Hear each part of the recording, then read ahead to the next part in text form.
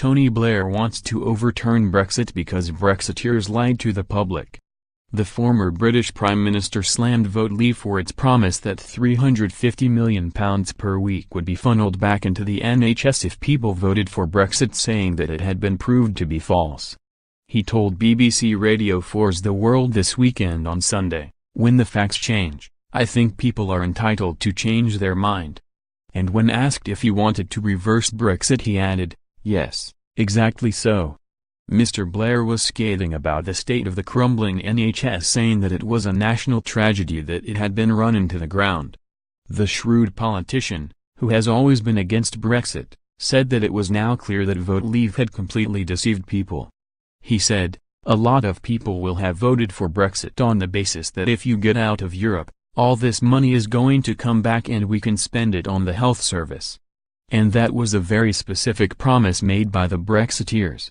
It is now very clear, I think, 1, that there is no extra money for the health service through Brexit, and, secondly, we're actually going to be paying less money to the health service, not more money, because growth is down and because we've also got this huge bill for the European Union.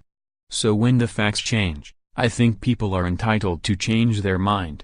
He is now determined to get a second referendum underway immediately. But he shot down the idea that he was ignoring the will of the people who had voted to leave the EU in June 2016. He said, "The will of the people is not something immutable.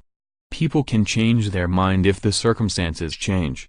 My belief is that, in the end, when the country sees the choice of this new relationship, it will realize that it's either going to be something that does profound damage to the country, or alternatively, having left the European Union, left the single market, we will try and by some means recreate the benefit of that in some new relationship, in which case I think many people will think, what's the point?" Mr. Blair admitted that he would not be able to convince everyone that a second referendum on Brexit was a good idea, but he was willing to try. He said, "There are some people who believe that membership of the European Union is inconsistent with national sovereignty. I don't agree, but they hold that view very, very strongly. Nothing is going to persuade them. Then there are other people who, if you like, believe that the reason for being anti-Europe is that it's too sclerotic and bureaucratic.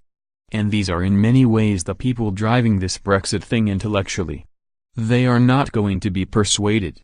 British Prime Minister Theresa May will visit Brussels for crucial talks on the state of Brexit negotiations today, with the outcome poised to set the agenda for the divorce terms between Britain and the EU. Mrs. May will be meeting with both EU Commission President Jean-Claude Juncker and EU Council President Donald Tusk, hoping to reach enough progress on the divorce bill it has to pay, Irish border conditions and the rights of citizens in each other's nations for the negotiations to reach the next stage and include future trade relations.